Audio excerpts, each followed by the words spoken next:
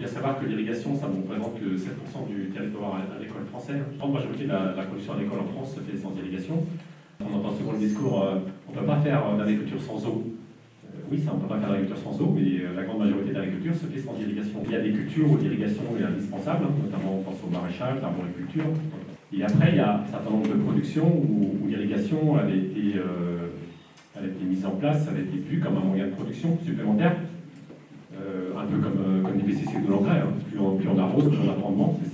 C'est comme ça qu'est arrivée l'irrigation. Souvent, en fait, ce qui est mis en avant dans la loi d'urgence qu'on nous parle aujourd'hui, c'est bien l'idée que la France est en perte de compétences, en perte de production, qu'il faut relancer la production agricole. Nous, ce n'est pas vraiment pour notre vision à la Confédération paysanne.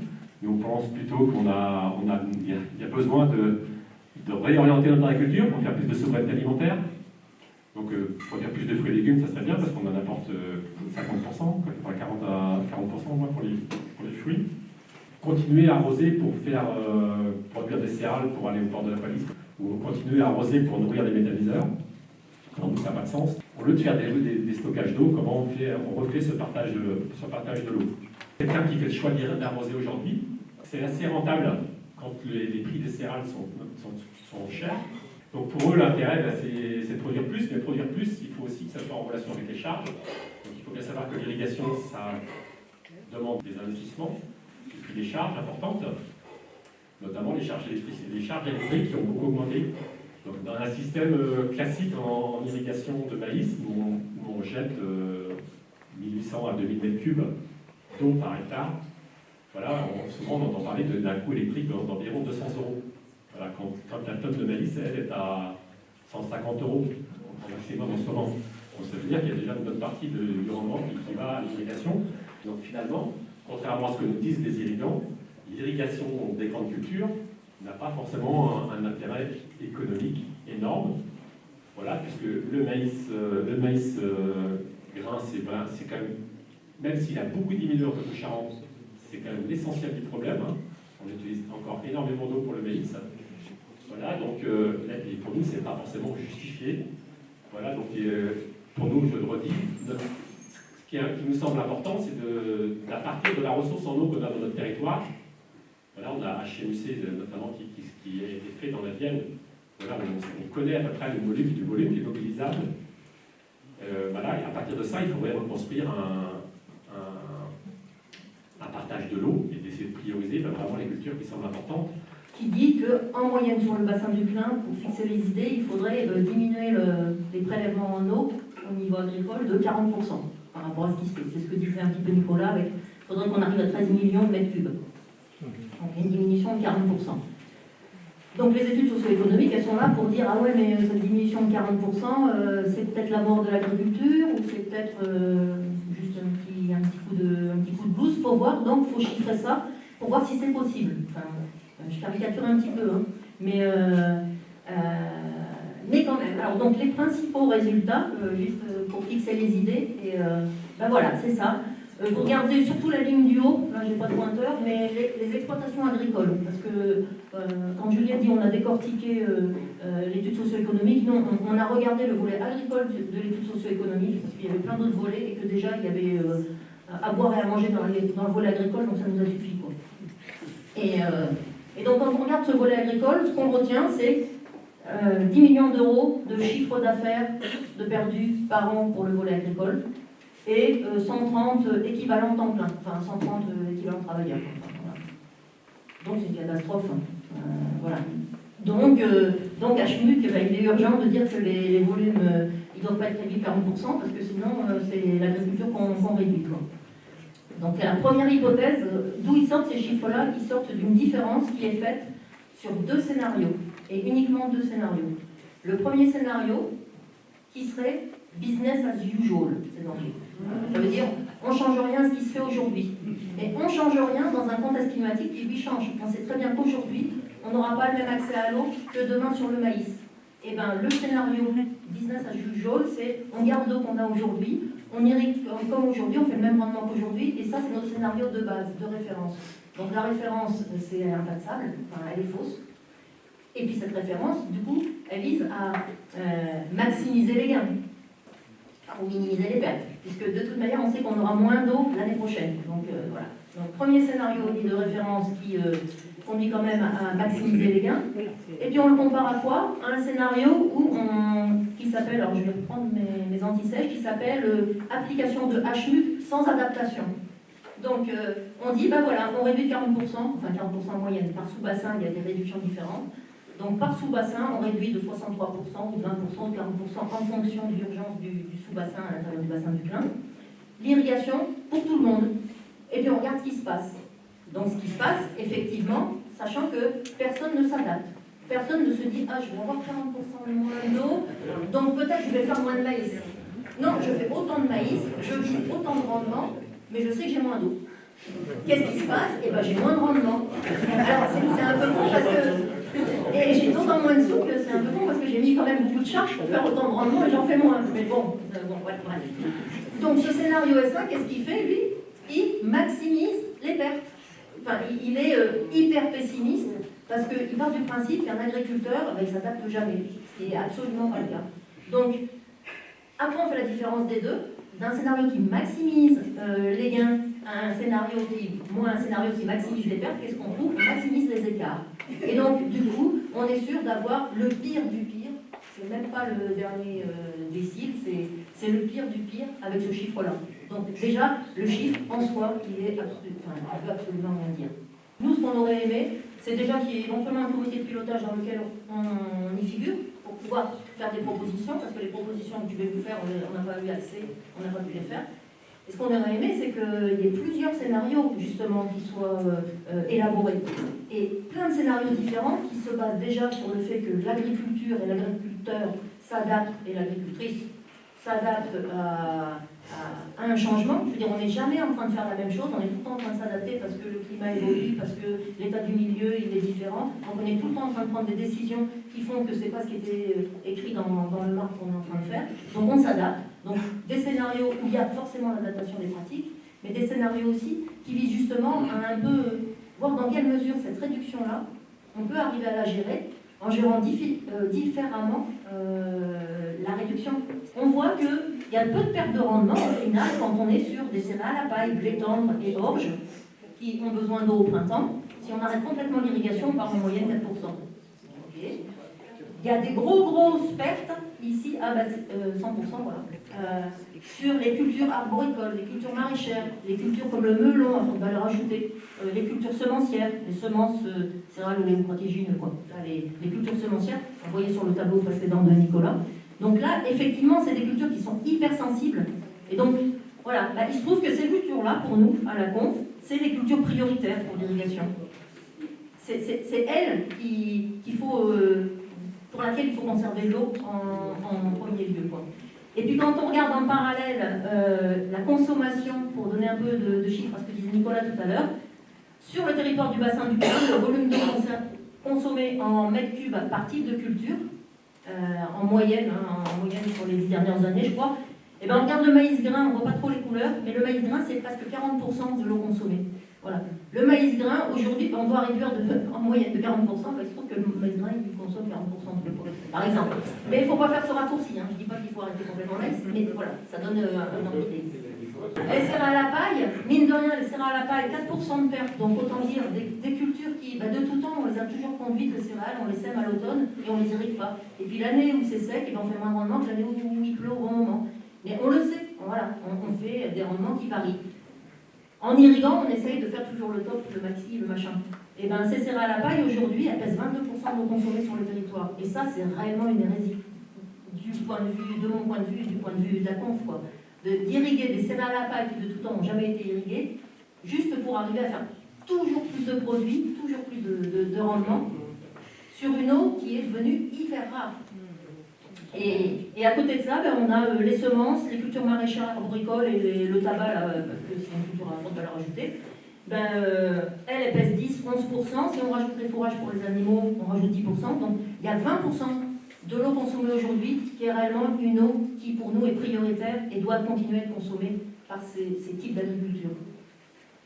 Aujourd'hui, la cote de l'eau, c'est 260 adhérents sur les 7 du coup.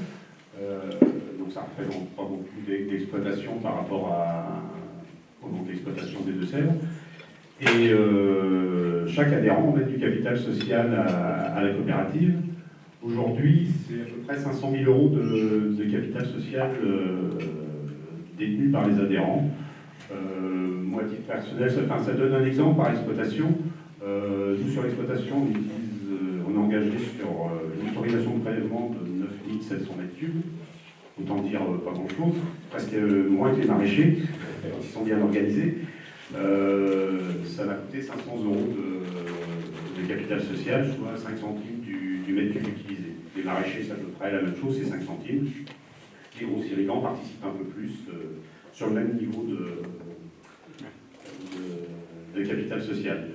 Et après, tout le reste, c'est financé par de la subvention et de la vente d'eau aux adhérents au fur et à mesure qui prélèvent dans le milieu.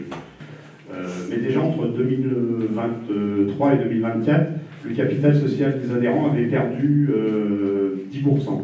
On est passé de 550 000 euros à peu près de capital social à 500 000. Et en même temps, les prêts de la cote de l'eau, enfin les emprunts de la cote de l'eau pour faire les bassines, ils augmentent. On est rendu aujourd'hui à un actif autour de 13 millions d'euros. Et pour 3 bassines seulement, on n'est pas rendu aux dernières. Et ça, seulement 500 000 euros de capital social. Donc ça montre la fragilité économique de la COP. Et avec ça, il faut qu'elle finance donc son investissement, son remboursement de prêt, financer ses salariés. Et donc c'est par la vente de l'eau que ça se fait. Et à chaque fois que les méchants ils disent qu'il faut baisser le volume d'eau, c'est des volumes d'eau que la coopérative de l'eau ne peut pas vendre. Et donc c'est des rentrées d'argent en moins pour elle.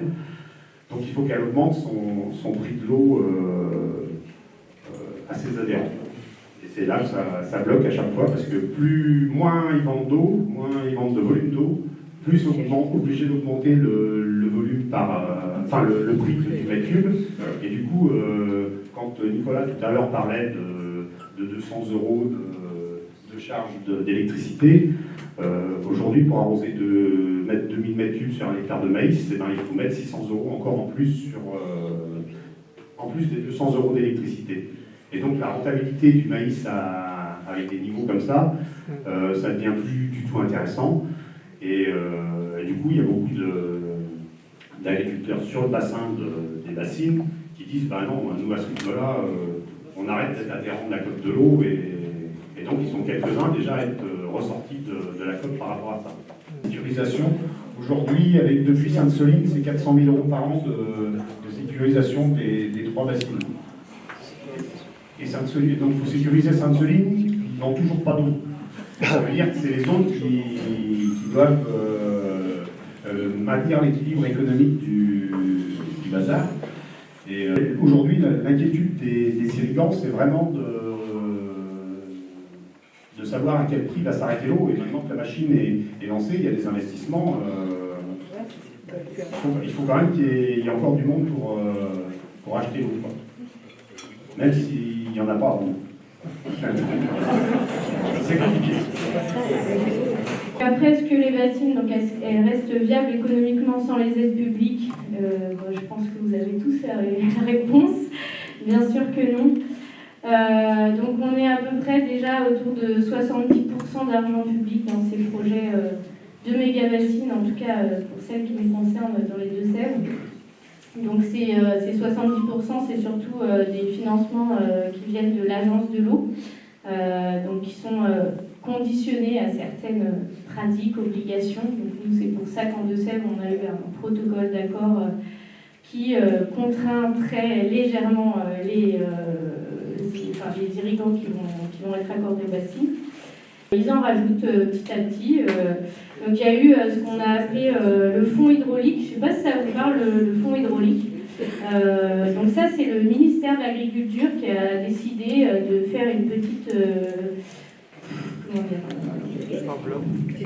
cagnotte, ouais. Et puis du coup, ils ont décidé, il y avait un concours, et puis il y avait des lauréats, et puis ils ont dit, bah, tiens, toi, t'auras tant de milliers. Et donc, dans ce fonds hydraulique, qui a été d'ailleurs multiplié par 3, voilà, récemment. Et bien du coup, il y a eu plusieurs projets qui ont été retenus, 97 projets exactement, et dont une vingtaine qui concerneraient des projets de stockage, des infrastructures de stockage, et une très grande majorité ici dans le Poitou. Mais je reste vague parce qu'en fait, on ne sait pas grand-chose de ce fonds hydraulique. C'est pourtant votre argent, c'est l'argent public. Mais voilà, c'est très difficile de savoir à quoi ça va servir exactement. Est-ce que c'est pour construire telle bassine à tel endroit? Combien d'argent va être mis? On est, malgré voilà, des échanges avec les cabinets des ministères, il y a très peu de réponses. Le ministère qui nous disait que dans la partie du fonds hydraulique, il y aurait une part de l'argent qui pourrait financer de la sécurisation, à hauteur de 10%, pas plus quand même, il ne faut pas exagérer. Mais donc voilà, donc on est là-dedans, on en rajoute. Et puis là, nous dernièrement, dans les Deux-Sèvres, on a carrément le département. Alors le département des Deux-Sèvres qui va pas très bien, comme tous les départements, qui n'a plus d'argent pour l'ASE, l'aide sociale à l'enfance. Les enfants sont dans des conditions inimaginables. Mais par contre, on a envie de sauver l'agriculture. Et donc, notre présidente de département, Coralie Desnoux, a fait l'annonce, alors ça reste une annonce, de vouloir peut-être récupérer la coque de l'eau. Voilà, vu que la coque de l'eau va mal, le département récupérerait le bébé avec l'eau du bain. Parce qu'en France, on a quand même la particularité d'avoir un système quand même assez original et performant qui est notre travail par bassin. Donc on a des agences de l'eau qui fonctionnent par bassin versant. Donc nous ici, on est dans l'agence de l'eau Loire-Bretagne, donc qui comprend tout le bassin de la Loire et plusieurs petites rivières, etc. Donc ces agences de l'eau, elles ont des financements qui sont liés aux usagers de l'eau. En termes de consommateurs, on y cotise. Les irrigants, les agriculteurs y cotisent un petit peu aussi. En sont très bénéficiaires. Et tout ça, ensuite, la gestion des protections, de protection, des politiques en fait, des agences de l'eau, tout ça est décliné en sages, dans les sages, dans les clés, donc des commissions locales de l'eau. Et avec, voilà, dans ces clés, notamment, sont présents beaucoup d'élus, les agriculteurs, un tiers d'agriculteurs dans le collège des consommateurs d'eau, l'agent catholique, pardon, et ensuite il y a une diversité des associations environnementales, des consommateurs, tout le monde est représenté. Donc c'est quand même si des fois on conteste les décisions qui sont prises, mais il y a quand même un ancrage local.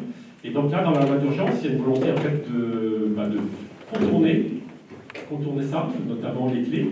Voilà, notamment il y avait l'ambition de donner beaucoup plus de pouvoir au PTGE, projet de territoire. Quand on voit le projet de territoire dans la Vienne, comment il est, en fait, c'est le département qui a repris ça en main et qui a décidé qui y allait être. Voilà, c'est pas quelque chose de très structuré, le PTGE, donc c'est en fonction de la personne qui les pilote, ça, voilà. Donc c'est vrai que les agriculteurs ont bien vu que dans le PTGE, ils pourraient, en ramenant les coopératives, etc., tout le monde avoir beaucoup plus de pouvoir. Enfin, le fond du sujet, c'est comme à chaque fois ils abordent l'irrigation que sur l'aspect du stockage. Comme si le stockage, on crée des volumes d'eau avec le stockage. Il faut bien avoir en tête quand même que le stockage a des grosses limites. Il y a des années très humides, il y a peut-être de l'eau qu'on peut stocker l'hiver. Et en tant que paysan, on sait bien qu'on a souvent des cycles d'années plutôt sèches. On a eu 2020, 2021, 2022. 2022, par exemple, une année très sèche, il n'y a pas une goutte d'eau disponible pour remplir des bassines. Donc, c'est des gens qui portent les modèles de bassines nous disent eux-mêmes que 2 années sur 10, on ne peut pas les remplir intégralement. Mais par contre, ils n'ont jamais dit comment ils faisaient économiquement pour fonctionner. Puisque là, on voit bien, la bassine de Sainte-Soline qu'ils ne peuvent pas remplir, à cause des décisions de justice, ils ont demandé à l'État 400 000 €. Voilà, parce qu'en fait, la bassine, ils ne peuvent pas la remplir. Donc, il n'y a pas d'eau à avance, mais il faut quand même payer les factures et les annuités. L'investissement, voilà. Donc, quand nous on vous dit que c'est un modèle économique qui ne tient pas, voilà, donc, mais par contre, on est quand même passé dans un clivage c'est devenu très très politique, le totem du stockage de l'eau. La ministre vous fera des grands discours, les agricultures, il faut absolument stocker de l'eau, c'est la survie de l'agriculture qui est en jeu. alors qu'on le voit bien, il y a même des articles de presse récemment. Moi, j'ai lu un article récemment dans Réussir Grande Culture, qui n'est pas un truc de babos, hein, c'est une revue très professionnelle agricole. Voilà, c'était le témoignage de deux personnes je crois que c'était en Dordogne, qui ont investi dans une grande retenue collinaire pour faire de l'irrigation. Il y a quelques années, là, il n'y a pas très longtemps, ils disaient que économiquement, c'était une catastrophe, qu'ils n'arrivaient pas à payer leurs frais. Voilà, parce que